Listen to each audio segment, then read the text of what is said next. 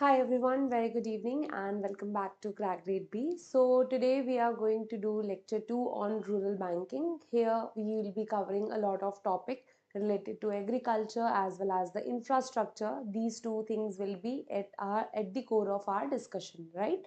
So let's start, and first of all let's talk about National Institute of Rural Development and Panchayati Raj. So this particular topic has been given in your syllabus directly, right? So over here you need to know basics of this particular institute as well as what are the functions that has been entrusted to this particular institute, right?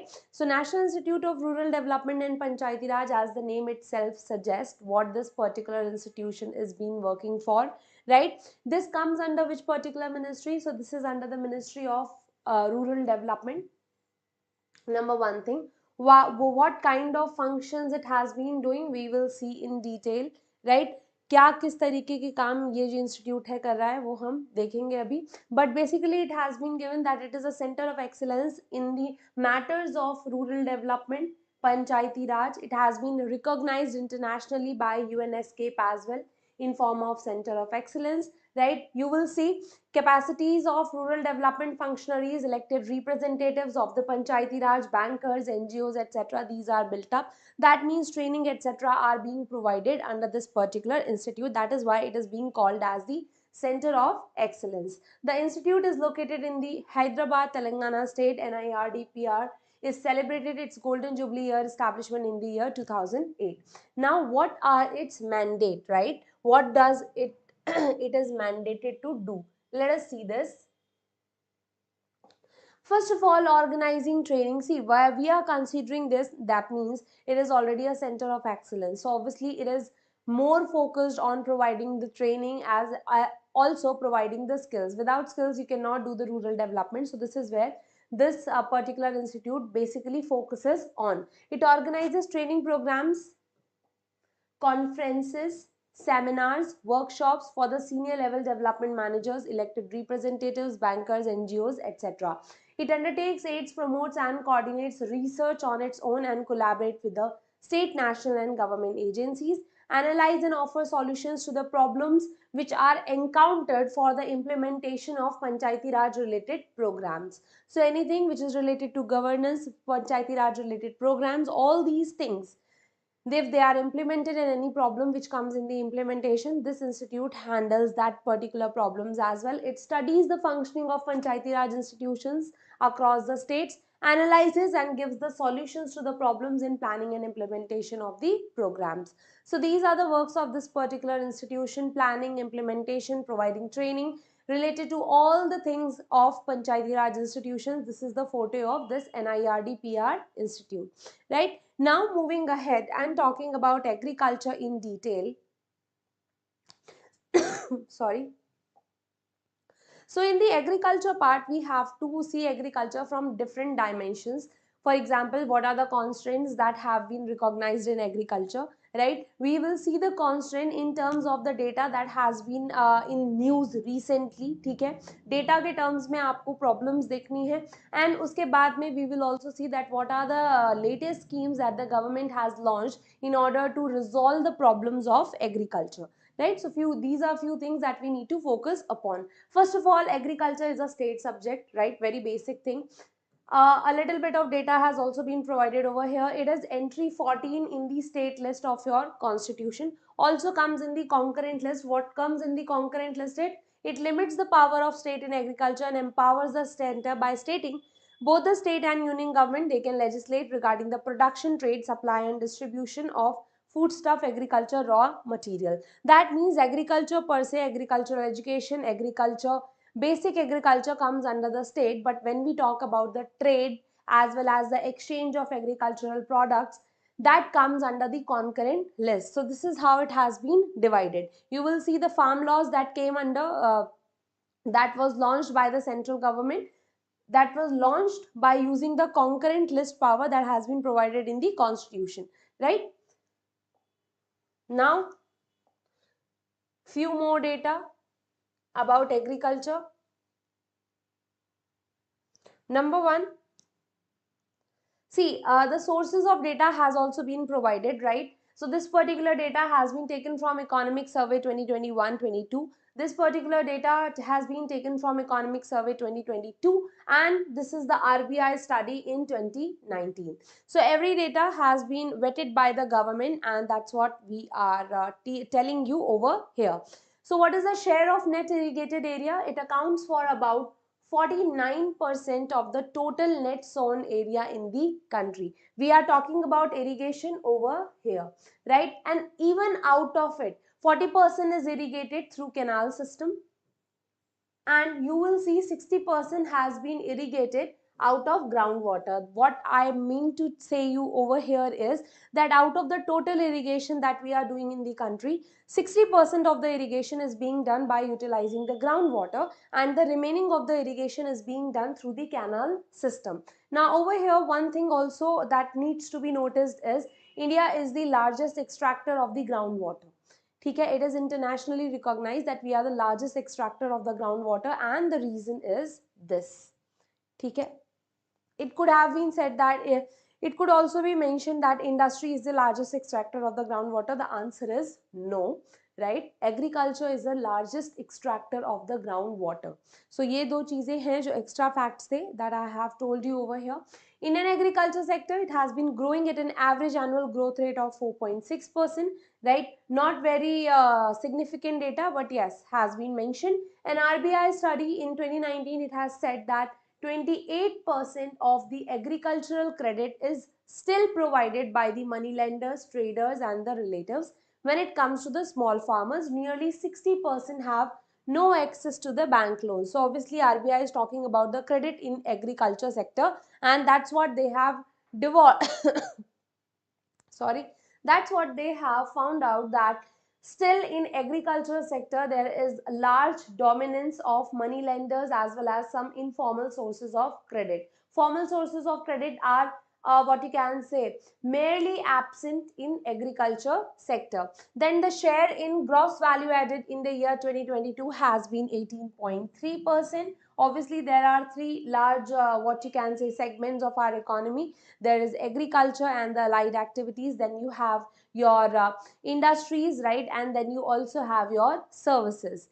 Okay, services is contributing highest amount to the GVA, followed by your industry and the manufacturing, and obviously agriculture falls at the third spot. So these are the rankings. Now what is the share in total employment? 38% has been the share in total employment. Now let us see the consequences of agrarian crisis, and we will read this particular thing along with the data. So reducing farmers income, NSO 2021 data it is, right? Per day income of the farmer household is only 277 rupees, which is not much different from the minimum wage rate that has been paid under the National Employment Guarantee Scheme. So this is number one thing why the agrarian crisis has been what you can say increasing. So this is the number one thing, that the farmers income is being reducing. Why farmers income is being reducing? There are so many causes of it. Global warming as well as the pest attack, and all these causes, they come together and they aggravate the crisis, followed by unsustainable livelihoods. So NSSO 70th round indicates that the farm households, they need to have at least 1 hectares of land to cover their consumption expenditure. This is what NSSO a survey says. But over 65% of the households in our country, they are having less than 1 hectare of land. If you remember, yesterday also we read the data that around 86% of the farmers in our country, they are small and marginal farmers, right? So this corresponds to that particular data कि यहाँ पे NSSO is saying that over 65% of our households, they are having even less than 1 hectares of land. Moving ahead and talking about the rising indebtedness. See, let's see that. Yes. So nearly 52% of agricultural households, they are under debt, right? Especially they are concentrated among the small and marginal farmers, those who are having land holding lesser than 2 hectares. ठीक है, तो यहाँ पे हम agricultural debt की बात कर रहे हैं. The indebtedness is rising. Why it is rising? Because obviously if your consequent crops will fail, then obviously you are going to what you can say borrow more. And one more factor that contributes to it is that the large amount of agricultural debt is through informal sources rather than the formal sources. So the interest portion also contributes to the agricultural crisis, right? Now next thing is rural urban migration. Let us see this. So in the last 10 years, 2001 to 2011, India has witnessed one of the largest migrations from the rural to urban India due to failure of agriculture, right? And the employment in the agricultural sector, there is dearth of employment. There is not much employment over there. The data about the current decade would be unavailable because of the census unavailability, right? What you can say, a crucial data is missing in this particular link, but by the time it is available we can focus on this particular data. So yes, there is rural urban migration. Why? Because agricultural sector is not so much remunerating. You can think of yourself, itna paisa kahan mil raha hai agriculture mein so that a family can sustain on itself, right? They need to work in industries, they need to work in services sector so that they can fulfill their basic requirements. Okay, this is the thing that contributes to agricultural, what you can say, woes. Now next is exit from the agricultural sector for better income opportunities elsewhere. As per the study for Center for Study of Developing Societies, 76% of the farmers, they have given up the farming. So this has been a study. Then there is rising inequalities, food insecurities, and protests by the farmers due to deterioration of agricultural conditions. So we have seen a lot of data that has been provided by NSO as well as NSSO as well as the RBI. RBI has also told that how formal lending is missing in the agricultural sector. Now followed by it, Niti Aayog has given, they had a vision document, that is India at the rate 75, and they recommended few of the things for doubling of the farmers income, right? So first of the things you need to know that yes, there has been some recommendations given by the Niti Aayog. Although this is applicable for the year 2022, they aim to increase this in the year 2022, but anyways, not very important, but yes, just as what you can say, in order to fill in the blanks, this has been provided over here that Niti Aayog did come up with certain recommendations in order to improve the farmers income. So what were their recommendations? They asked for a agricultural export policy. Price realization, government should consider replacing the commission on agricultural cost by an agricultural tribunal, right? So MSP and commission on agricultural cost and prices, these are linked, right? CACP recommends, okay, recommends your minimum support prices for the crops mentioned.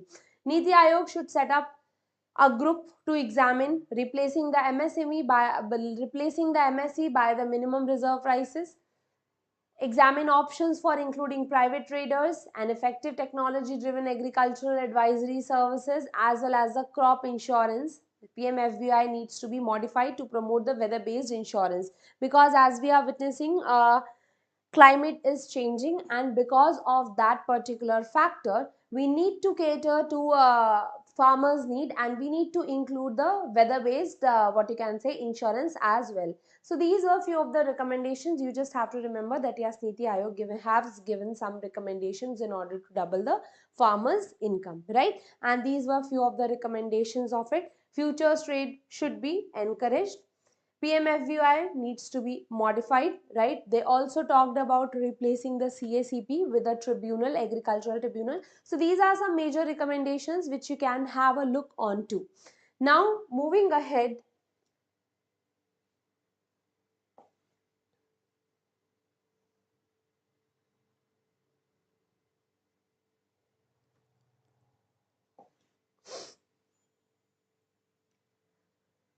and talking about few other recommendations. So they have encouraged the states to adopt the Model Contract Farming Act. They wanted to improve the contract farming related infrastructure. This is also one of the recommendations. They want to promote the farmers producer organization, right now 741 FPOs in the country managed under the aegis of Small Farmers Agribusiness Consortium. So this is also data which sometimes, see, in between the recommendations there comes a small piece of data Now, let's talk about some recent initiatives that has been taken to what you can say develop the farmers' income.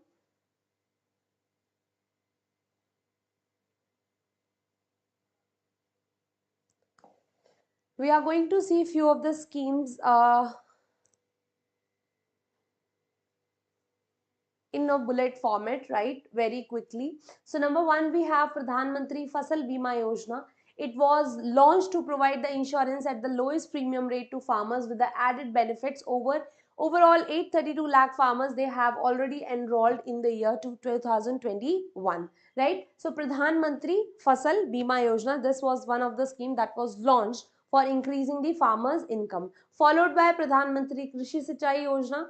So under the Pradhan Mantri Krishi Sinchai Yojana, its components are more famous, right? So questions can be asked regarding its components, right? For example, its components are like Har Khet Ko Pani, per drop more crop. So these are its components of Pradhan Mantri Krishi Sinchai Yojana. Then we had a scheme called as Soil Health Card Scheme. Then National Agricultural Market (ENAM) in order to ensure the expanded market access and better price realization. Fertilizer sector reform was also sought in. Over here, what happened was 100% of the neem coating of urea and imported urea achieved. Diversion of highly subsidized urea towards a non-agriculture purpose reduced to negligible, right? So these. Next, we have the stabilization of prices of pulses.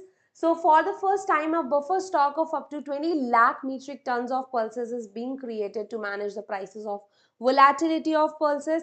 Then agro-meteorological services for farmers. Paramparagat Krishi Vikas Yojana for promoting organic farming. So this particular Sikkim was the first organic state in India. Then there was an organic value chain for the northeastern states that was also launched for the doubling of farmers' income, right? National Gokul Mission aiming at improving the genetic stock and breeds of indigenous cattle population. Sampada scheme to provide the effective and forward integration for the processed food industry, right? So one of the purpose to increase or to include all of these schemes in bullet format is just so that you know the scheme and the purpose of that particular scheme, why that particular scheme has been launched. For example, the Sampada scheme, it has been launched for the processed food industry, right? So India is being known for the food wastage. It has been recognized by FAO as well that food wastage in India, around 40% of the food gets wasted in India. So if we can process that particular food, then it can reduce what you can say, it can increase the agricultural farmers income, as well as it can what you can say reduce our imports bill as well. For example, pulses, we do import pulses, we produce pulses, but we are also one of the largest importer of pulses, right? So Sampada scheme for the processed food industry.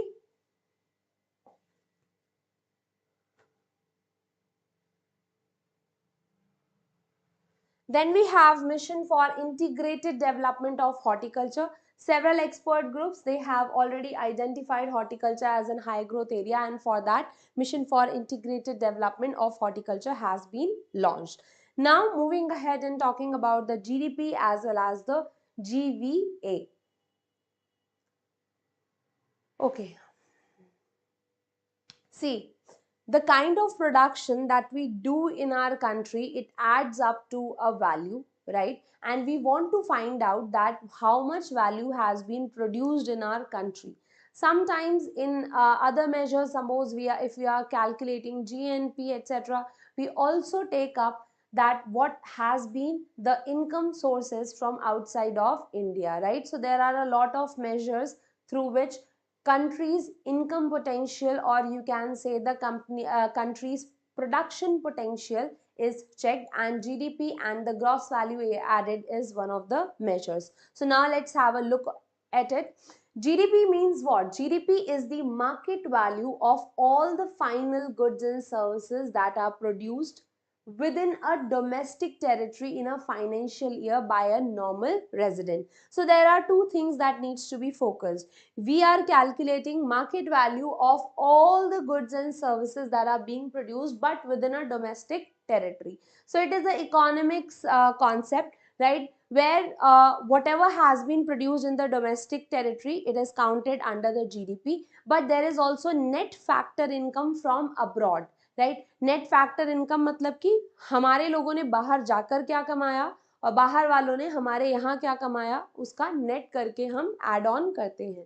But that is something which is excluded from the domestic territory part. So Simon Kuznets, he was an economist at the National Bureau of Economic Research. He initially proposed the concept of GDP. GDP and the gross value added, according to the RBI, GVA, gross value added of a sector is defined as the value of output minus the value of intermediary inputs. Suppose if I am producing a 100 rupee biscuit, so that is the final output, right? If I am producing this, this is the final output. But out of it, I have used 50 rupees worth of raw material.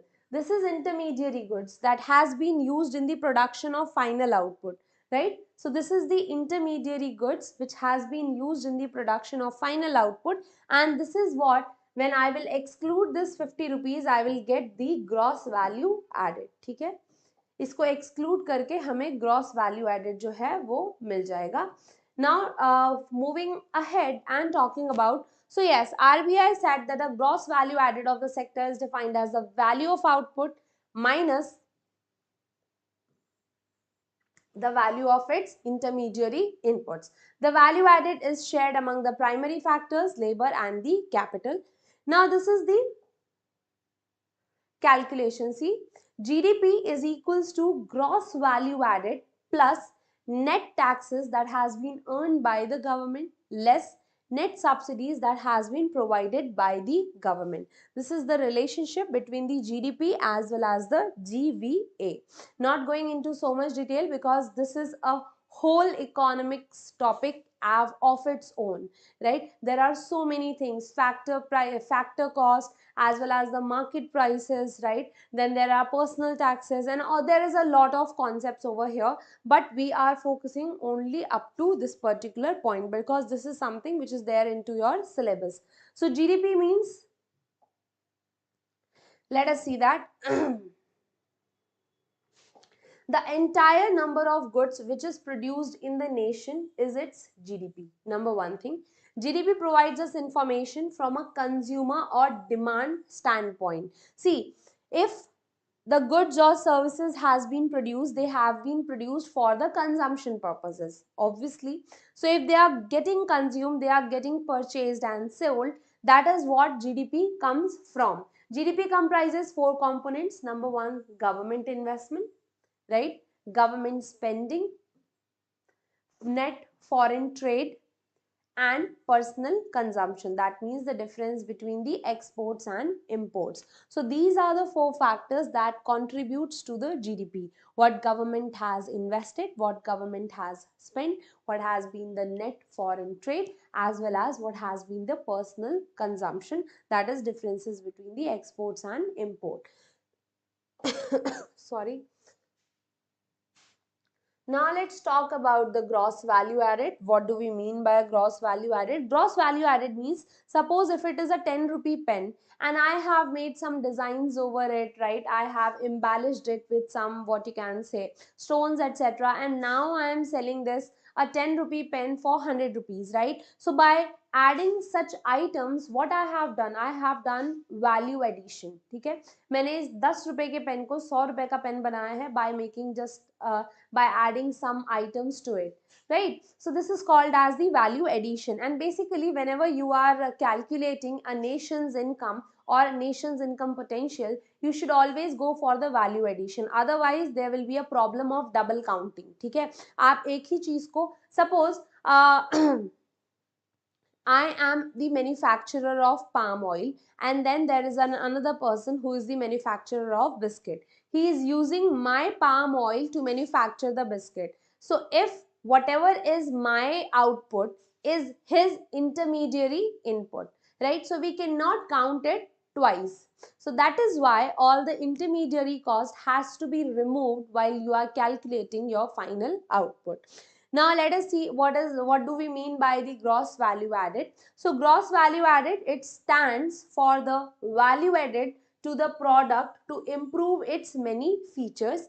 It provides a snapshot of the state of economic activity. What do we mean by gross value added is gross investment plus government investment, private consumption, government spending, and exports less imports. So this is what your gross value added comes at. We have already seen the, what you can say, equation of gross value added as well as the GDP. What is the relationship between these two? Now what you have to do is you have to remember the definition, you have to remember the formula of gross value added as well as the GDP.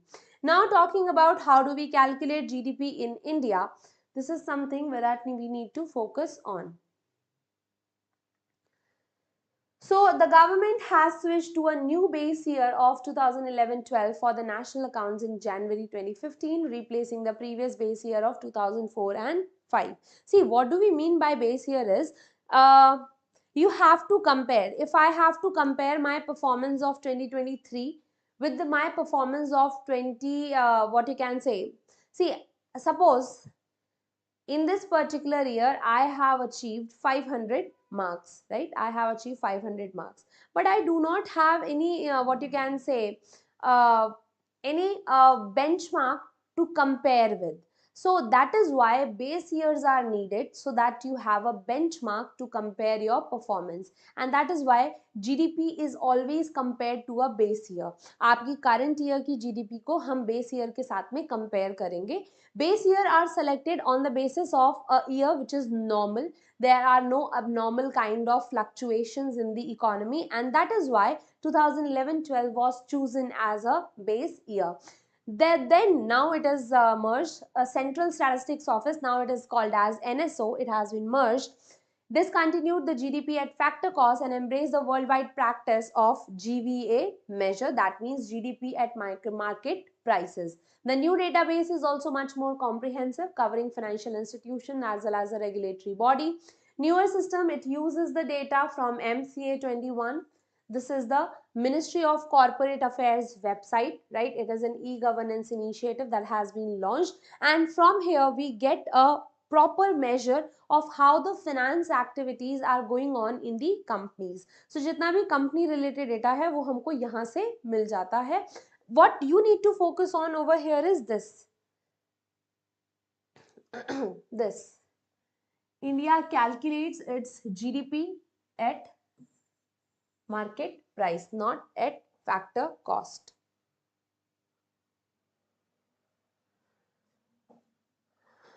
So factor cost excludes all kinds of taxes, but market price includes kinds of taxes, all kinds of taxes, right? And subsidies are excluded from it. So that is the difference between the factor cost and the market price. Market price, suppose I have bought this particular pen for 10 rupees. Now there must be 1 rupee tax in it, right? If I will remove the tax out of it, that's where we land up at factor cost. So ये जो है difference होता है market price and the factor cost के बीच में. Now a little bit of India's green GDP, although not really important, but yes, we'll have a look at it because it is quite recent in nature. So in October 2022, RBI's bulletin, they have published first of its kind estimate about the India's green GDP. What is it? Let's talk about. Green GDP, it adjusts the conventionally, wait for a second. It adjusts the conventionally calculated GDP for the environmental cost of economic growth. The bulletin suggests that the India's trajectory of green GDP has displayed upward movement with a visible improvement, particularly since 2012. See, basically everything that you do, maybe if you are in industrial sector or you are in service sector, there is a green cost of whatever activity you are doing. If it is a power production plant or it is a power plant, then obviously you are having a green footprint as well. So what we are doing is, in your GDP numbers, we are also including the costs that we are losing our environment at, because at the end of the day you have to make investment to make the earth clean and green again. So you just have to remember that yes, there is a concept called as green GDP, and RBI has highlighted it in the year 2022. Now let's talk about rural poverty. Rural poverty, SDG 1, that is one of the goals of your sustainable development goals launched by the United Nations that we need to achieve by the year 2030. It calls for no poverty. So you can see the first and foremost goal, we want to end poverty, and it is followed by zero hunger, right? So these are the kind of goals that the UN is also having. Now let us have some statistics at hand. Okay, these are the current level statistics which will tell you that what is the state of poverty in the country. So in the Niti Aayog's multidimensional poverty index 2021, 32.7% of the population in rural India, they are multidimensionally poor. Multidimensionally poor का मतलब होता है they are poor in one or more senses. That means socially, economically, they that is kind of senses. They are not having better kind of education. They are not having good services regarding health, etc. So that is called as the multidimensional poverty. As well as what are their there is an estimate that is made which talks about what is the what are the chances of your life. That means what is the expected age that you will live for, and the people who are multidimensionally poor, it is quite less for them, right? So incidence of poverty, it fell from 36.6% in 2015-16 to 21.2% in rural areas as per the UNDP MPI 2022. Again, a poverty index.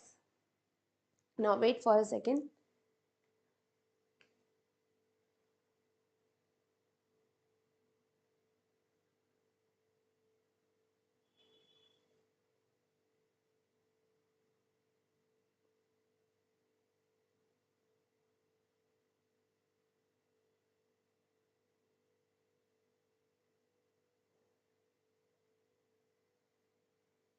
Yes. So poorest population states. So 61% of our poor population, they live in the 7 states of Chhattisgarh, Bihar, Jharkhand, Madhya Pradesh, Odisha, Rajasthan and UP. You will notice that these are all the states that lie in the center of our country, right? Moving ahead, now talking about the data collection method, how the poverty related data is collected by the NSSO. So uniform resource period. Until 1993-94, the poverty line was based on this particular data. Now what this method talks about is, it involves asking people about their consumption expenditure across a 30-day recall period, right? What have been your consumption expenditure for the 30 days? So on the basis of that, an estimate is made कि हाँ चलो ठीक है किस तरीके से expenditure होगा. Then we have mixed reference period from 1999 onwards. The NSSO switched to MRP method, which measures the consumption of 5 low frequency items. Low frequency items like clothing, footwear, durables, education and institutional health expenditure over the previous years, and all other items over previous 30 days. So low consumption items, they are checked for a previous year, right? In a previous year, on these particular 5 items, what a particular person has spent, and for all the other items which are quite high value in, which are quite high frequency in nature, for them the expenditure is looked at for a 30 days period. So these are the two methods. I would say that the data collection method is not that much important, but yes, the headline is important that now NSSO uses this MRP method to what you can say collect the poverty related data. Now next is post independence poverty estimation, a little bit of history, how we have reached to a consensus on the poverty line, although still there is a kind of dilemma over here, but yes, we will see how the progress has been made over the poverty line related data. Let us see this.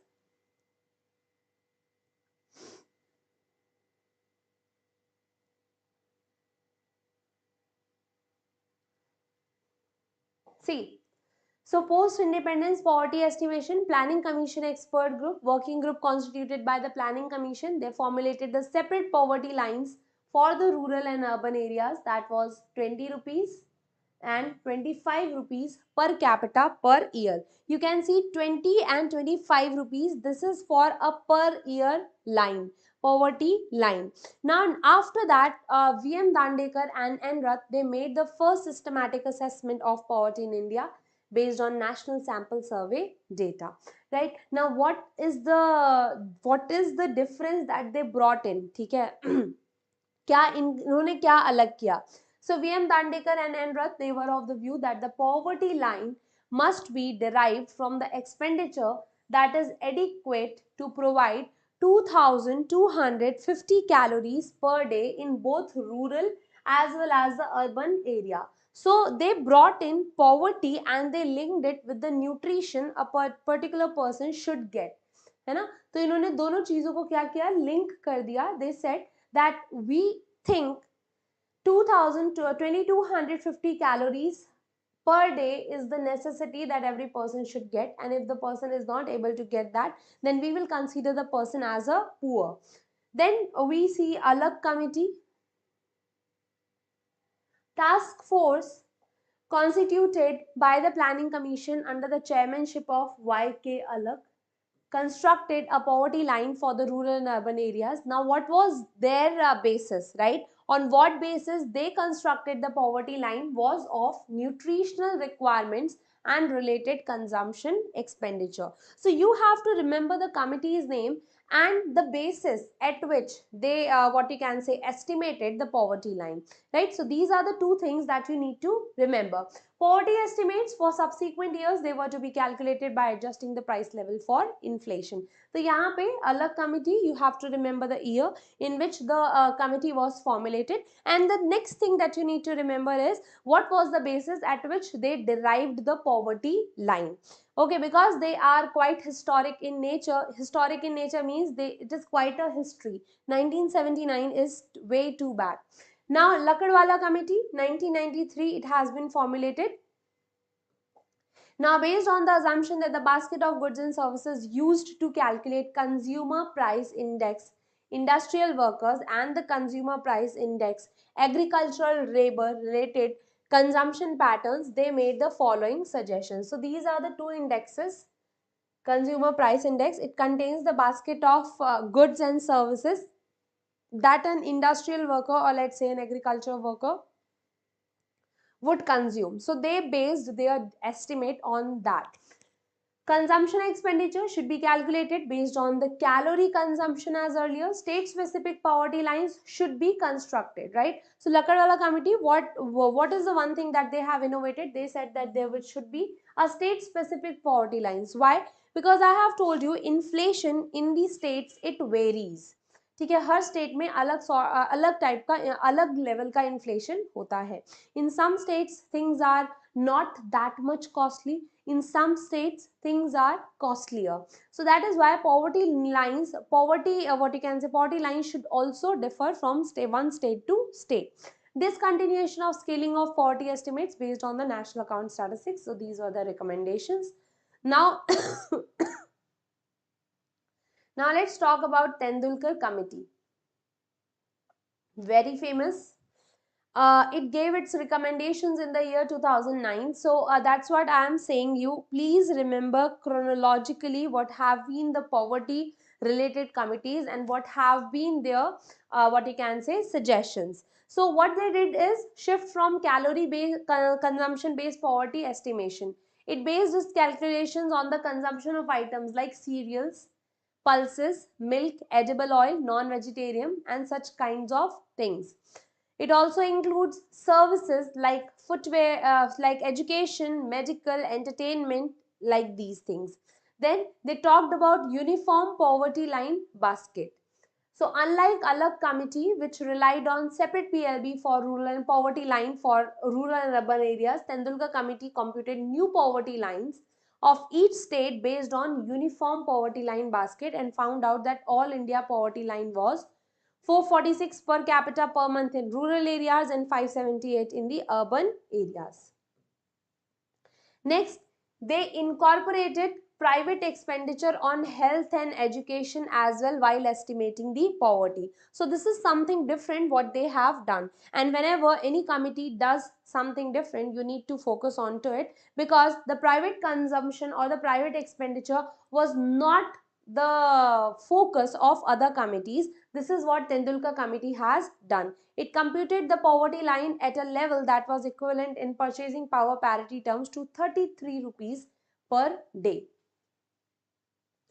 After that, we will see Rangarajan committee.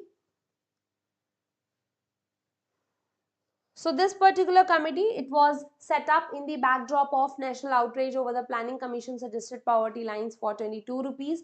What did it talk about? For normative levels of adequate nutrition, it said average requirements of calories, proteins and the fats based on ICMR norms differentiated by age and activity. They said 2090 calories in urban areas and 2155 calories in the rural areas. They also talked about the protein requirements. They also talked about the fat requirements. Finally, they gave us the poverty threshold. Persons who are spending below 47 rupees a day in cities and 32 rupees in villages, they will be considered as poor. So this was the poverty line that was derived by the Rangarajan committee. Based on this methodology, Rangarajan committee estimated that number of poor, they were 19% higher in rural areas and 41% more in urban areas than what was estimated using the Tendulkar committee formula. Right, so these were the things of the poverty related estimates. Now today we will be doing up to this much level only, because we have completed the poverty related part. The rest of the things will be talked about tomorrow.